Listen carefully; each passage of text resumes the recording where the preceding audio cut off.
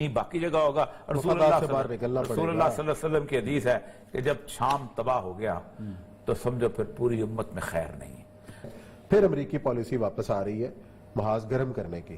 تو شام کے محاذ میں اب کیا ہو جائے؟ ٹویٹ کیا تھا آج سے کچھ عرصہ پہلے جب یہ برس اقتدار آیا ہے, کتنے 20 کو آیا نا, تو 20 کی شام کو اس نے کیا تھا, America is going to be back in the game, کہ امریکہ جو ہے دوبارہ آپ گیم کے اندر آ جائے گا, ہم نے جو کچھ کیا ہے سارا کچھ. اصل میں نا یہ جو سافٹ امیج ہے نا بائیڈن کا, یہ بنیادی طور پر مجھے اور آپ کو دکھانے کے لیے جب جیسے باراک اوباما کا بھی, جیسے یہ بہت ظالم لوگ ہیں. اس کا ایک ڈپٹی نیشنل سیکورٹی ایڈوائزر تھا بلنکن, یہ اس کا پھر دوبارہ ایکٹیو ہوا ہے. یہ وہ شخص ہے جس نے عراق میں اور لیبیا میں فوج بھیجنے کے ساتھ, لیبیا پرسکون آرام سے بیٹھا ہوا ہے ملک تھا, اپنے کام کر میں سب سے پیسفل ملک جو تھا اگر کوئی لیبیا تھا. اور سب سے بڑی بات یہ ہے کہ اس کے بارے میں کہا جاتا ہے کہ اگر ایک روٹی کھاتا تھا نا قذافی تو 4 روٹیاں بانٹتا تھا عوام کے اندر. صحیح بات ہے, اتنی فیسلٹی, اتنا کمفرٹ. جمہوریت نہیں تھی, باقی سب کچھ تھا وہاں پر. اور جمہوریت کسی نے چاٹنی تو نہیں ہوتی نا, لوگوں نے تو اپنی زندگی کمفرٹ دیکھنا ہوتا. اس نے عراق کی اس کو سپورٹ کیا تھا اور سب کچھ. آپ کو اندازہ کریں کہ یہ بلنکن ان لوگوں میں سے ہے کہ جب ٹرمپ نے یہاں پر ایک ایکشن لیا تھا تو اس نے ٹرمپ کی شاباش کی تھی 2019 یا 20 کے اندر کسی وقت. یو ایس ملٹری کانوائے اب جو 21 تاریخ کا ہے کہ U S military کانوائے enters north east Syria. صحیح ہے, 21 جنوری کو. یہ نارتھ ایسٹ ہے, نارتھ ہے جو ترکی کا علاقہ, یہ وہی کردوں والا علاقہ ہے. کردوں سے کوبانی حلب کے بیچ میں سے یہ آئے گا یہ علاقہ جو, اور یہ انٹر ہوئے ہیں عراق سے. اس کا مطلب یہ ہے کہ عراق کے اندر 40 ٹرک اور بخترمند گاڑیاں جائیں, عراق کے اندر جتنے فورسز موجود تھی وہ شام میں انٹر ہو گئی ہیں. اب عراق کس کو سپورٹ کرتا ہے؟ ایران کو. اور ایران کی باقاعدہ وہاں پر پریزنس ہے. ہاشمی رفسنجانی کی بیٹی کا بیان میرے پاس سامنے ہے, فائزہ. آپ کو پتہ ہے کہ ٹرمپ نے جس وقت قاسم سلیمانی کو مارا ہے. اب ہاشمی رفسنجانی کا اگر ہم بیک گراؤنڈ بتا دوں پھر آپ کو اندازہ ہوگا کہ یہ کیا چیز تھی, تاکہ آپ کو اندازہ ہوئے کہ یہ گیم کیا بن رہی ہے اور آگے اس میں بیتنا کیا ہے. یہ شخص ان 28 لوگوں میں تھا کہ جنہوں نے جامعہ روحانیت مبارز قائم کی تھی امام خمینی کی اس کو سپورٹ کرنے کے لیے. اس نے کہا تھا کہ ہم اس کے ساتھ ہیں, اور یہ 28 علماء تھے بڑے بڑے, خود بھی بہت بڑا قم میں پڑا ہوا آدمی تھا, بڑا ان کا, اور انقلاب ایران کے ساتھی تھا. اور یہ اپنا 1979 میں اس نے پھر ایک اور تنظیم بھی بنائی تھی, حزب جمہوری اسلامی. یہ جب ایران انقلاب آیا ہے تو انقلاب کے اندر یہ امام خمینی کے ساتھ, کیونکہ پڑھا لکھا آدمی تھا اور ایجوکیٹڈ آدمی تھا, اور اس بندے کو انہوں نے پارلیمنٹ کا سپیکر لگا دیا. اور ساتھ ساتھ ہاشمی رفسنجانی جو تھا اس کو انہوں نے تمام جتنی بھی مسلح افواج تھا اس کا سربراہ بھی لگایا. صحیح. اس نے وہاں پر تطہیر کی بات کی کہ یہ جو بہت سارے کیمرز تم نے لے لی ہیں تو وہ دیشے وہ تجھے تیجے, ان کو نکالو. تو اس نے ابو الحسن جو بنی صدر کو پتا آیا تھا اس کو پہلے نکالا, پھر اس کی امپیچمنٹ کی اور بھاگ گیا بیچارہ وہاں سے, اور بہت سارے لوگوں کو انہوں نے مارا. میں اس کہانی میں نہیں جانا چاہتا, ان کا اپنا انٹرنل مسئلہ ہے. اس کے بعد یہ شخص جو ہے اس نے الیکشن لڑا 3 اگست 1989 کو لے کے 1997 تک یہ جو تھا یہ صدر رہا. میں جب ایران میں تھا تو یہ مستقل جو ایران کا بنیادی جمعے کا خطبہ ہے تہران یونیورسٹی میں, کہ ایران میں بڑی مسجد جمعے کی نہیں, اب مسئلہ بن رہا تھا, اب بن گیا ہوگا, تو وہ تہران یونیورسٹی میں جمعے کی نماز ہوتی تھی. اس نماز میں جمعے کا خطبہ رفسنجانی صاحب دیتے تھے, اور وہ باقاعدہ تقریر اور پالیسی جو تھی ایران کی وہ اس میں دی جاتی تھی. اس پالیسی میں وہ تنقید بھی کرتا تھا, اور احمدی نژاد وہاں بیٹھ کے نماز جمعہ پڑھا کرتا تھا پیچھے. لیکن احمدی نژاد سے یہ بندہ جو تھا یہ اس کا سٹیٹس ہے. اس بندے نے, اس کی بندے کی ایک آڈیو جو ہے وہ اس کی بیٹی جو ہے فائزہ ہاشمی رفسنجانی اس کے پاس ہے, اور اس نے کہا کہ جب شام میں معاملات بگڑنے شروع ہوئے بشار الاسد کے, تو میرے پاس قاسم سلیمانی آیا, اور قاسم سلیمانی نے آ کے کہا کہ ہم شام میں جانا چاہتے ہیں, ٹھیک, اور ہم اس سے, تو میرے باپ نے کہا کہ خبردار اس سے مت جانا. اور اس نے یہ کہا ہے کہ 5 لاکھ بندہ جو شام میں مارا گیا ہے اس کی بنیادی ذمہ داری ان لوگوں کی ایرانیوں کے اوپر ہے. کیونکہ آپ نے ایک ایسی رجیم کو قتل کرنے کے لیے لائسنس دے دیا.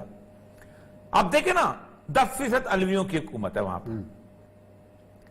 ایک علوی جو ہے وہ کبھی باہر ہجرت کا کبھی کو کیمپ دیکھا مہاجرت کو ایک تشیعوں میں سے بھی کو کیمپ دیکھا نہیں. 60 لاکھ جو ہے وہ اکثریت جو وہاں پر موجود تھی اس کو لائسنس دے دیا. اس کی بیک میں امریکہ کیا کرتا تھا؟ امریکہ ایک آ کے ان کو سپورٹ کرتا تھا, ادھر سے ایران جاتا تھا. آگ کہاں لگتی تھی؟ شام میں. صحیح بات. اور نام کس کا ہوتا تھا؟ ہم تو اسرائیل کے خلاف لڑ رہے ہیں, ہم تو بشار الاسد جو ہے وہ اسرائیل کے. حالانکہ پوری کی پوری کہانی ہے کہ کیسے اس کے باپ نے گولان ہائٹ جو تھی وہ اسرائیلیوں کو دے دی تھی اور اپنے بندے خالی کر دیے تھے ٹوٹل. اور شام میں بچہ بچہ کہتا ہے. یہ ایسا بڑا جرم ہے جو اب دوبارہ ہونے جا رہا ہے. ٹرمپ نے کہا تھا میں نہیں جاتا ہوں وہاں پر.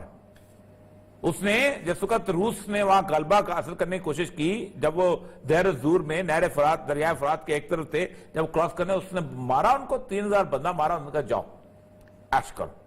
اب اس وقت ویڈیو میں چل رہا ہے, انہوں نے کہا تم نے ٹروپس تو لے گئے ہو.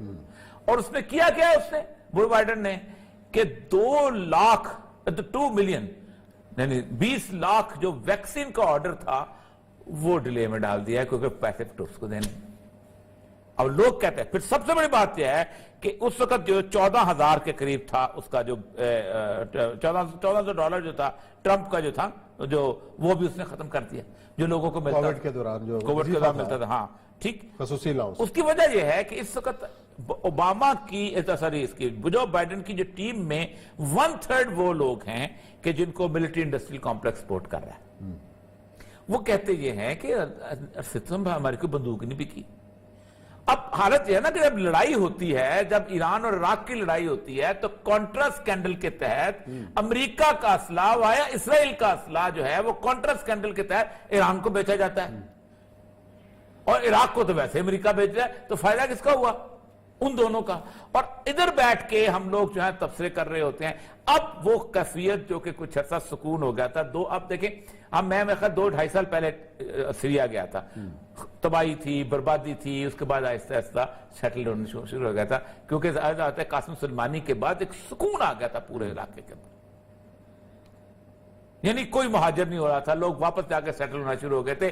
دمشق کا بازار ٹھیک ٹھاک ہو گیا تھا. حلب میں انہوں نے اپنے مسئلے طے کر لیے تھے. 4 بنیادی طور پر شہر تھے, 2 سنیوں کے کنٹرول میں تھے, 2 شیعوں کے کنٹرول میں تھے, ایک کفریہ, ایک فواد, ایک حلب, ایک ادلب. انہوں نے کہا کہ نہیں تم سارے ادھر آ جاؤ, تم سارے آپس میں لڑائی مت کرو جیسے تم نے اس میں بیروت میں کی ہوئی. صحیح. اب یہ دوبارہ کے اندر ہوگا کہ اب عراق سے اگر فوج گئی ہے تو عراق میں گورنمنٹ کس کی ہے؟ اہل تشیع. اب شام میں گئی ہے تو وہاں پہنچ جائے امریکہ. اب یہ امریکہ جو ہے اس کے بارے میں جو مولانا روم نے کہانی لکھی ہے کہ شیطان نے سے ایک بندے نے پوچھا کہ تم لوگوں کو اکساتے ہو؟ میں اکساتا تو نہیں, میں تو صرف آغاز کرتا ہوں, باقی تو کام آپ خود کرتے ہیں. اس نے کیسے؟ اس نے کہا چلو میرے ساتھ. اس نے ایک دیوار پہ شہد کی ایک انگلی لگا دی. وہ شہد کی انگلی جب اس نے لگائی تو اس کے پیچھے مکھی جب اڑ کے پہنچی تو مکھی کے پیچھے چھپکلی آئی. وہ چھپکلی کو دیکھا بلی نے تو بلی نے اس چھپکلی پہ جھپٹی. جیسے وہ جھپٹی تو باہر جاتا ہوا کتا جو تھا وہ بلی کے پیچھے تھا. اس نے بلی کے اوپر جا کے نا جب وہ اپنا کیا تو وہ بلی جو تھی ایک دودھ والے کے بہت بڑے کڑاہ میں گر گئی. اس کا سارا کڑاہ ختم ہو گیا. تو کھونچا ہوتا ہے جس سے وہ اس کے ساتھ وہ آگ واگ اٹھاتے ہیں. تو کتا جب آیا تو اس نے کھونچا مارا تو اس کے لگ گیا اور کتا مر گیا. وہ کتا انویڈنگ فوجوں کے سپہ سالار کا لاڈلا کتا تھا. اس نے شہر کے قتل عام کا حکم دے دیا. میں نے صرف شہد کی انگلی لگائی تھی. یہ امریکہ اور یہ بڑے لوگ جو ہیں یہ سارے صرف شہد کی انگلیاں لگاتے ہیں. ترس کھاؤ شام کے لوگوں پہ اوپر. میں نے وہ بچے دیکھے ہیں عثمان صاحب, آپ سوچ نہیں سکتے. بالکل ایسے. میں 3 دفعہ ترکی گیا ہوں. 60 لاکھ بندہ. ایک بندہ ہجرت کر کے ایران آیا, ایک بندہ ہجرت کر کسی اور جگہ گیا. ترس کھاؤ یمن کے لوگوں کے پر. یمن کے پر 60 جگہوں پہ جلوس نکلا ہے. امریکہ وہاں پہنچ گیا. کیوں پہنچے؟ اس لیے کہ تم چاہتے ہو کہ تم اس علاقے کے اندر تمہاری ہیجمنی بنے. سعودی عرب چاہتا ہے اس کی ہیجمنی بنے. یار تمہیں انسانوں کا ترس خون تمہیں اتنا مزارے منہ کو لگ چکا ہوا ہے. چلو طالبان تو لڑتے ہیں کہ امریکہ آیا فوج کے اندر وہ اپنی آکوپیشن کے خلاف, دنیا کی ہر چیز کی جو ہے وہ چاہتی ہے کہ اس کی آکوپیشن کے خلاف لڑا جائے. انہیرنٹ رائٹ ہے, انٹرنیشنل رائٹ ہے کہ آپ کے اوپر کوئی غیر ملکی طاقت ہے, آپ لڑو اپنے وطن کی قوم کی آزادی کے لیے. آپ مجھے بتاؤ کہ 10% جو ہے علوی اگر وہ وہاں کھڑے ہیں تو کس کو حق حاصل ہے اپنی لڑنے کے لیے؟ وہ لڑیں. یہی یمن میں ہو رہا ہے, یہی شام میں ہو رہا ہے, یہی باقی